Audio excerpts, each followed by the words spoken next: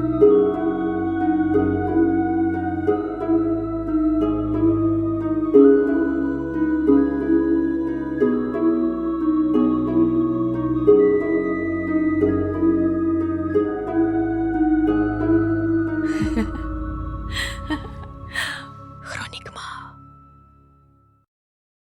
right, so picture this.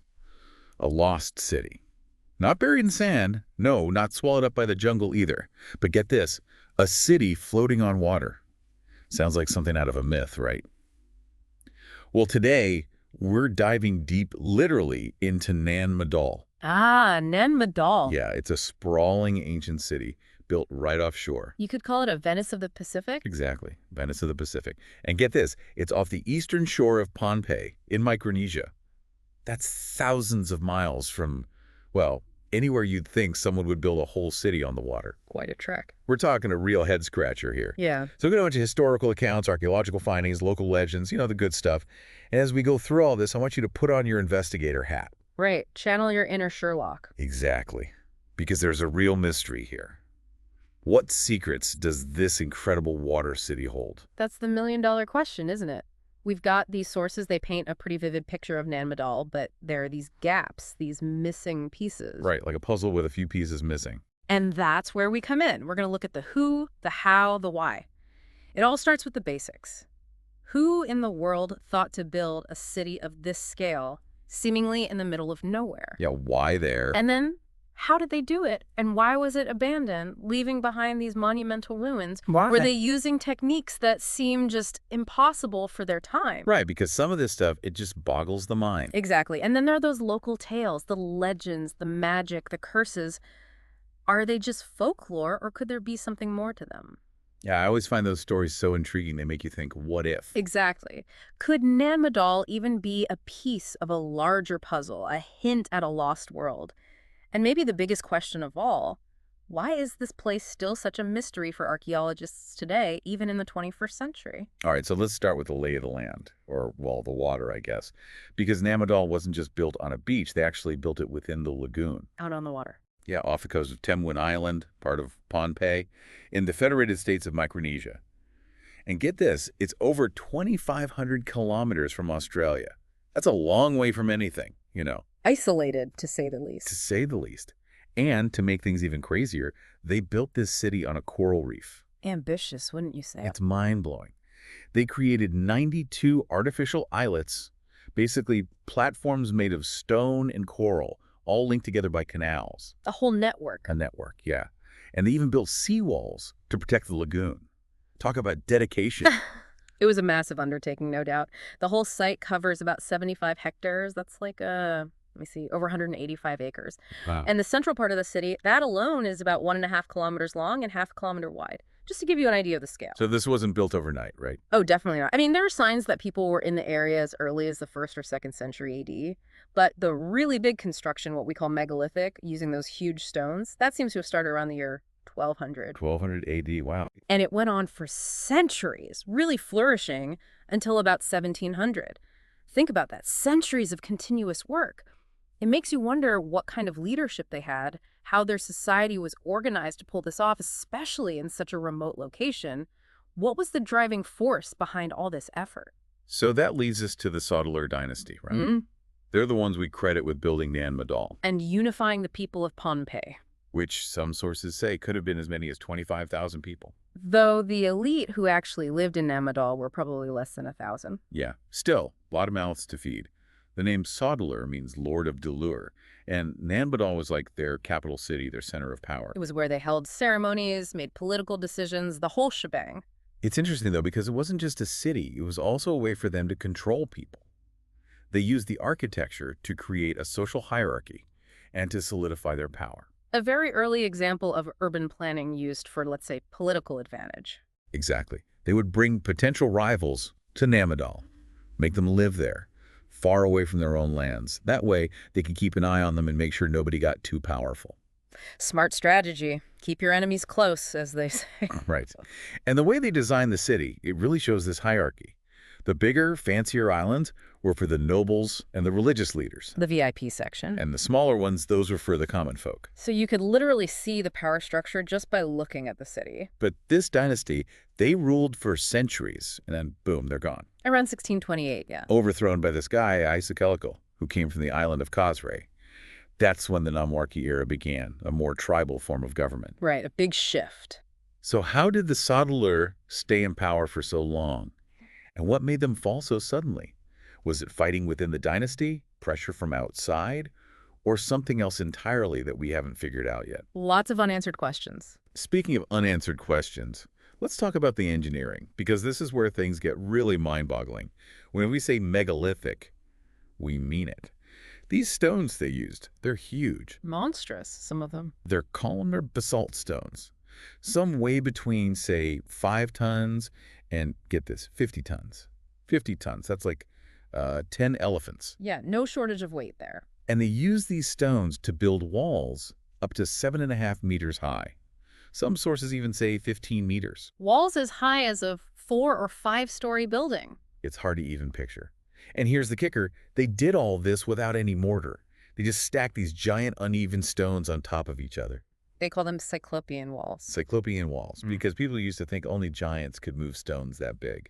And, when you look at it, it's hard to disagree. It defies logic, almost. How do you even begin to move those stones, let alone stack them with such precision? And remember, they didn't have cranes or bulldozers or anything like that. It's a logistical nightmare from our perspective. Totally. These basalt stones, they weren't just lying around on those artificial islands. They had to be quarried and transported from all over Pohnpei, even from a volcanic plug on the other side of the island. We're talking about moving an estimated 750,000 tons of rock. That's like 1,000 blue whales worth of rock. Just imagine the manpower, the organization it would take to do that. Even today, it boggles the mind. How do they manage to do it without modern technology? Do they have some secret techniques we've forgotten about? It makes you wonder what they knew that we've lost. All right, well, speaking of secrets, let's talk about the local legends. They've got some pretty interesting explanations for how all this happened. They talk about these twin sorcerers, Olisipa and Olasopa. From a mythical land called Western Katao. Right. And the story goes that they came to Pohnpei in a canoe to build an altar for their god, Nanasan Sapu, the god of agriculture. And this is where the story takes a turn for the, let's say, fantastical. Yeah, this is where it gets wild. They didn't just move those stones, they levitated them. With the help of a flying dragon. A flying dragon. I mean, talk about a visual. It's a pretty epic image, isn't it? And, it's similar to other legends in the Pacific, like the stories about the Moai on Easter Island, those giant statues. Some people say they were moved by this spiritual force called mana. Fascinating how these stories persist. It makes you think about the power of storytelling, how it shapes our understanding of the past. Even if the stories aren't literally true, they tell us something about the people who told them. Absolutely. And according to the legend, after Olisipa died, Olasopa became the first Sodalur. He married a local woman and started the dynasty. It's like their origin story. But it's not all sunshine and rainbows. The legends also paint Nan Madol as a place of mystery and danger. A lot of locals today, they still consider it forbidden, especially at night. Yeah, they associate it with death and bad spirits. It's almost like a haunted house story. It makes you wonder if those beliefs are rooted in something real. Was there something about Nan Madol, about the power that was held there, that scared people? Did it leave a mark on their collective memory? So, are we dealing with pure fantasy here, or could there be a grain of truth in these legends? Could they be distorted memories of some kind of advanced technology that seemed like magic to the people who came later? It's tempting to dismiss them as just stories, but when you see the scale of Nan Madol, the things they achieved, it makes you wonder. And it gets even more interesting when you consider what might be hidden underwater. Divers have reported seeing submerged structures around Nan Madol. Streets, cemeteries, buildings. Yeah, like a whole underwater city. At first, people thought it meant that Nan Madol used to be much bigger, that parts of it sank beneath the waves. Right, a lost city beneath the sea. But when archaeologists took a closer look, they found that most of those structures were probably just debris that fell off the islands or natural formations. Oh, so no Atlantis. Not exactly, but there are still some submerged structures that raise questions. Could there have been a change in sea level? Did the city grow over time and then part of it got flooded? And even if there isn't a whole city down there, what else might be hidden beneath the waves? It's like an underwater treasure hunt. Well, maybe not treasure in the traditional sense, but definitely clues to the past. Clues that could help us solve the mystery of Nan Madol. And that's where archaeology comes in. It's our best tool for understanding this place.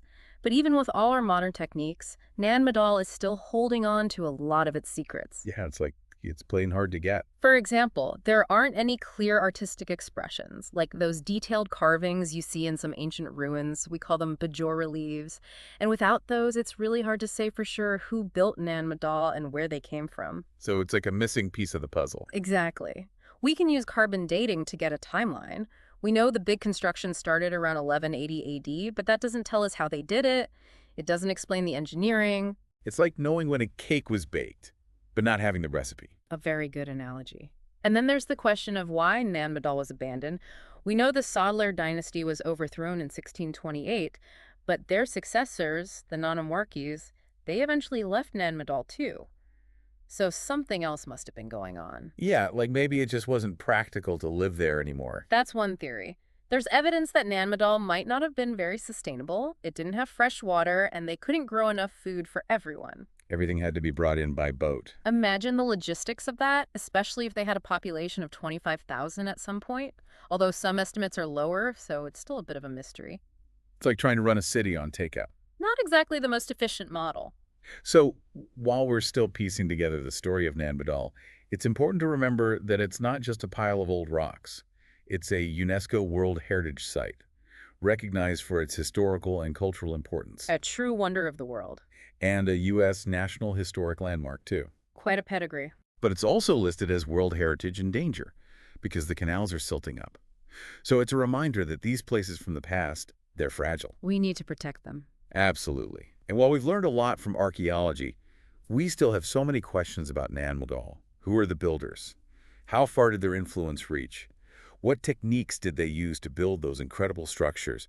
And why did they ultimately abandon the city? It's a mystery that continues to fascinate us. It really does. So as we wrap up our deep dive, I want you to think about Nan Madol, this incredible city on wire, built with seemingly impossible techniques, full of stories and legends. We've looked at the evidence, but as you've seen, the case is far from closed. What sticks with you? Those massive basalt stones, the intricate canals, the stories of magic and dragons, the questions about what lies beneath the waves.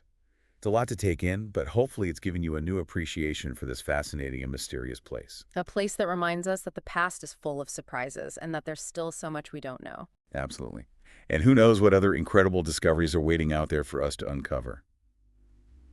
Thanks for joining us on this deep dive into Nan Madol. It's been a pleasure. Until next time, keep exploring. And keep asking questions.